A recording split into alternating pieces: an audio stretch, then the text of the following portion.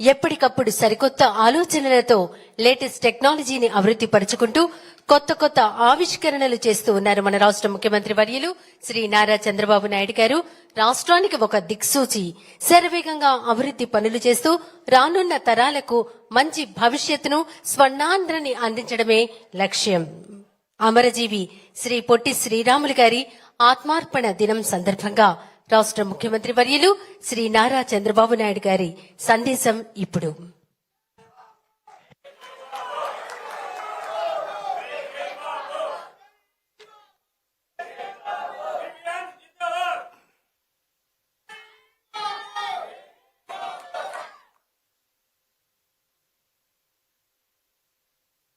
గౌరవనీయులు, మిత్రులు, ఆంధ్రప్రదేశ్ రాష్ట్ర ఉప ముఖ్యమంత్రి శ్రీ కొండదెల పవన్ కళ్యాణ్ గారు, వేదికపై ఉన్న సహచర మంత్రివర్గ సభ్యులు,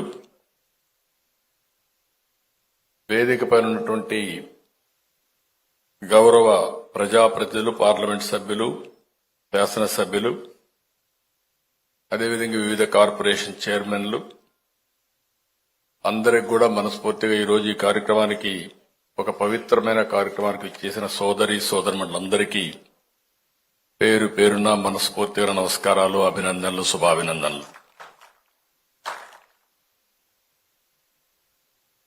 ప్రతిరోజు ఒక ముఖ్యమైనప్పటికీ ఈ రోజుకు ఒక ప్రత్యేకత ఉంది. ఈ రోజు మనం అందరం, తెలుగు వారందరం కూడా గర్వంగా తెలుగు రాష్ట్రంలో మేమున్నామని చెప్పుకునే రోజు వచ్చిందంటే అది ఒక వ్యక్తి వల్ల. ఆ వ్యక్తి పొట్టి శ్రీరాములు గారని చెప్పి కూడా నేను మీకు తెలియజేస్తున్నా. మనం అందరం 24 గంటలు ఆలోచిస్తూ ఉంటాం, మన కోసం ఆలోచిస్తాం, ఇంకొద్ది ఎక్కువైతే మన కుటుంబం కోసం ఆలోచిస్తాం, కొంతమంది గ్రామం కోసం ఆలోచిస్తారు, కానీ కొద్ది మంది ఏ ఒక్కరో జాతి కోసం ఆలోచిస్తారు. తెలుగు జాతి కోసం ఆలోచించి దాన్ని సాధించి పెట్టిన ఏకైక వ్యక్తి పొట్టి శ్రీరాములు గారని చెప్పి కూడా నేను మీకు తెలియజేస్తున్నా. అయితే జరిగిన సంఘటన ఇప్పుడే ఒక ఫిల్మ్ చూపించారు. ఒక మనిషి ఒకటి సాధించాలంటే ఎన్ని అవస్థలు పడాలనో ఆ ఫిల్మ్లో చాలా స్పష్టంగా చూపించే పరిస్థితి వచ్చింది. 58 రోజులు ఉదయం బ్రేక్ఫాస్ట్ చేసి మధ్యాహ్నం భోజనం చేయకపోతే తట్టుకోలేం.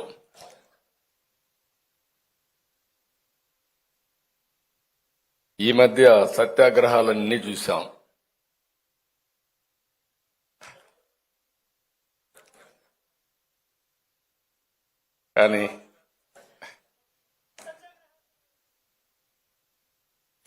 కానీ ఒక సంకల్పం, ఆ సంకల్ప సిద్ధి కోసం త్యాగం చేసిన ఏకైక నాయకుడు పొట్టి శ్రీరాములు గారు. అందుకే పొట్టి శ్రీరాములు గారు అమరజీవి అయ్యారు. ఆయన ఆత్మార్పణ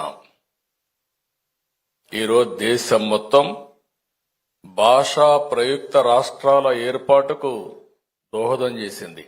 ఒక వ్యక్తి యొక్క త్యాగం, ఆ త్యాగం కూడా చేయకుండా ఇచ్చుంటే చాలా బాగుండేది.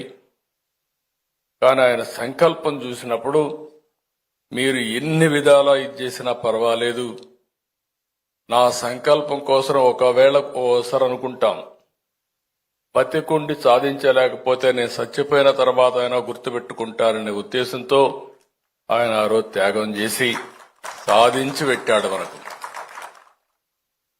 ఓసారి చాలా బాధేస్తుంది అవన్నీ చూసినప్పుడు. మంచి చేస్తే చాలా ఇబ్బందులు కూడా ఉంటాయి. ఆయనకు తప్పలా. కడాన ఆయన 58 రోజులు చేస్తే ఒక్క ప్రకాశం పంతులో ఒకరిద్దరు తప్ప ఎవరు పోలేదంటే, తర్వాత ఆయన చనిపోయిన తర్వాత అంత దారుణంగా చనిపోతే కనీసం ఆయన్ని తీసుకుపోవడానికి మనుషులు రాలేదు, కాడి మొయ్యడానికి మనుషులు రాలేదంటే ఎంత భయంకరమైన పరిస్థితులు ఉన్నాయో మనం గుర్తుపెట్టుకోవాల్సిన అవసరం ఉంది. అలాంటివన్నీ చూసినప్పుడు అలాంటి నాయకుల్ని శాశ్వతంగా గుర్తుపెట్టుకునే విధంగా చేయాలని ఆలోచించినప్పుడు నేను కేబినెట్లోనే కాకుండా పవన్ కళ్యాణ్ గారు అయితే ఈ స్ఫూర్తిని రాష్ట్రం మొత్తం నింపవలసిన బాధ్యత మనకుందని చెప్పిన మొదటి వ్యక్తి పవన్ కళ్యాణ్ గారు.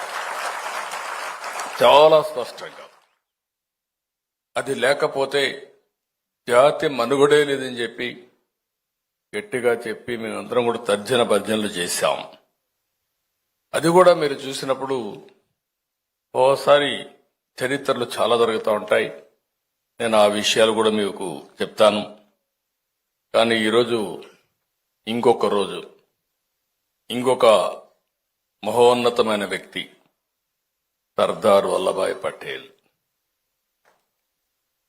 వీళ్ళిద్దరిని చూస్తే రెండు కూడా వర్ధంతి రోజు. ఒక పక్క తెలుగు జాతి కోసరం, భాషా ప్రయుక్త రాష్ట్రాల కోసరం ప్రాణం అర్పించేటువంటి వ్యక్తి పొట్టి శ్రీరాములు గారైతే, దేశాన్ని ఐకమత్యం చేయడం కోసం, విలీనం కాకుండా ఐకమత్యం చేయడం కోసం పోరాడిన ఉక్కు మనిషి సర్దార్ వల్లభాయ్ పటేల్ అని చెప్పి కూడా నేను మీకు తెలియజేస్తున్నా. ఆయనలో కూడా మీరు చూసినప్పుడు బ్రిటిష్ వాళ్ళు స్వాతంత్ర్యం ఇచ్చామని దేశం విడిపోయే పరిస్థితి వస్తే ఒక పక్క పాకిస్తాన్, బంగ్లాదేశ్ ఇవన్నీ వచ్చి, ఇంకో పక్క చూస్తే మన దేశంలో కూడా మేము స్వతంత్ర దేశాలుగా ఉంటామని హైదరాబాద్ రాష్ట్రం కూడా ఆ రోజు స్వతంత్ర దేశంగా ఉంటామంటే, కాదు భారతదేశం ఒకటేనని చెప్పి ఎన్నా ఎనకపోయినా మీరు ఉండాలని చెప్పిన ఏకైక వ్యక్తి సర్దార్ వల్లభాయ్ పటేల్. అందుకే ఆయన కూడా ఒక ఉక్కు మనిషిగా మిగిలిపోయే పరిస్థితికి వచ్చారు. ఇంకొక పక్క మన రాష్ట్రానికి వచ్చినప్పుడు ఏం జరిగిందని మనం ఒకసారి ఆలోచిస్తే, ఆ రోజు మొత్తం ప్రెసిడెన్సీ మెడ్రాస్ ప్రెసిడెన్సీ, ఒరిస్సా దగ్గర నుంచి అటు కేరళ వరకు మెడ్రాసే రాజధానిగా ఒక ప్రొవిన్షియల్ ఇదిగా పెట్టి పరిపాలించిన రోజులు. అయితే అందరం మెడ్రాస్ పోయినప్పుడు ఒక్కోసారి తెలుగు జాతికి విచిత్రమైన పరిస్థితులు ఉన్నాయి. ఈరోజు మనందరం గుర్తుపెట్టుకోవాల్సిన అవసరం ఉంది. రాజుల కాలంలో ఎవరు బలవంతులుంటే వాళ్ళు యుద్ధాలు చేసి గెలిచేవాళ్ళు. అక్కడి నుంచి తెలుగు జాతి అనేక సందర్భాల్లో మీరు చూసినప్పుడు విడిపోయింది, కలిసింది, చాలా ఇబ్బందులు పడ్డాం. జాతి ఉనికిని ప్రశ్నార్థకంగా తయారయ్యే పరిస్థితి వచ్చింది. మెడ్రాస్ లో ఉన్నప్పుడు మనకి ఏ పని కావాలన్నా మెడ్రాస్ పోయే పరిస్థితికి వచ్చాం. అలాంటి పరిస్థితులు మీరు చూస్తే మొట్టమొదటిసారిగా గుంటూరులో యువజన నవ్య సాహితీ సమితి మొదటిసారిగా ఏర్పాటు చేసి 1953లో 3 వరకు 50 ఏళ్లు పోరాటం చేశారంటే 50 సంవత్సరాలు పోరాటం చేసిన తర్వాత పొట్టి శ్రీరాములు గారు ప్రాణత్యాగం చేసిన తర్వాత తెలుగు రాష్ట్రం వచ్చింది, భాషా ప్రయుక్త రాష్ట్రం వచ్చింది. అంటే ఏ విధంగా జరిగిందనేది ఒక ఉదాహరణ. ఈరోజు స్వాతంత్రం కోసం పోరాడారు, మహాత్మా గాంధీ గారు పోరాడారు. ఆయనతో సమానంగా వీరోచితంగా మీరు చూస్తే ఎంతో మంది పోరాడి, కొంతమంది వీరోచితంగా ఒక విధంగా చెప్పాలంటే యుద్ధాలే చేశారు. అల్లూరి సీతారామరాజు గారు చూశాం. ఆయనైతే గిరిజనులందరినీ కలుపుకొని యుద్ధం చేసి కడాన ఈయనుంటే రాబోయే రోజుల్లో పెద్ద ఎత్తున విప్లవం వస్తుందనే ఉద్దేశంతో ఆయన దారుణంగా చంపేసే పరిస్థితికి వచ్చారు. ఇంకొక పక్క మన తెలుగు జాతిని చూస్తే 1912లో గుంటూరు, కృష్ణా, గోదావరి జిల్లాల్లో సంయుక్త సదస్సు పెట్టి నిడదవోల్లో ఆ రోజు పెద్ద మీటింగ్ పెట్టారు.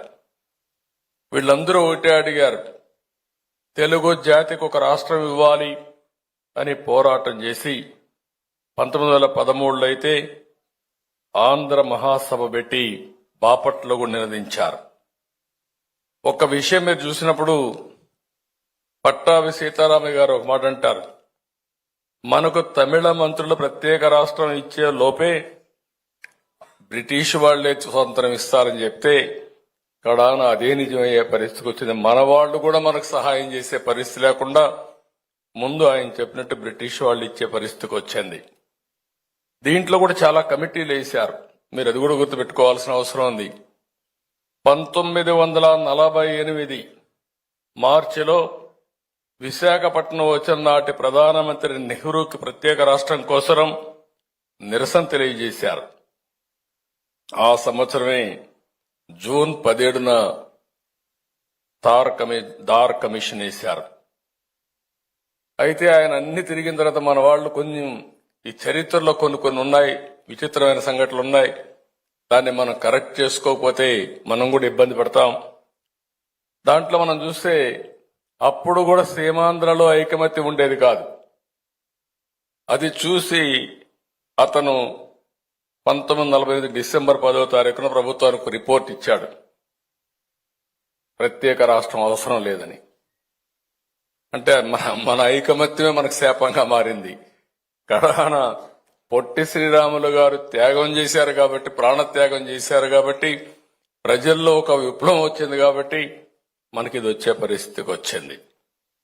దాని తర్వాత మీరు చూస్తే నెహ్రూ, పటేల్, పట్టాభితో ఏర్పాటైన కమిటీ మద్రాసు నగరాన్ని వదులుకుంటే తెలుగు రాష్ట్రం ఇస్తామని ఒక కండిషన్ పెట్టారు. చాలా నగరాలు వదులుకున్నాం మనం.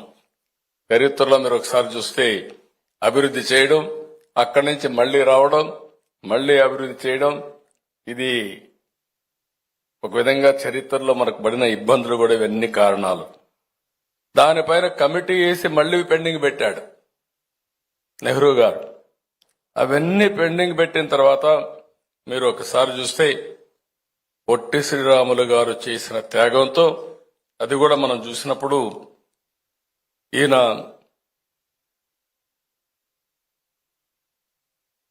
చాలా ఆ వ్యక్తిని గురించి కూడా ఒక్క నిమిషం మనం ఆలోచించుకోవాల్సిన అవసరం ఉంది.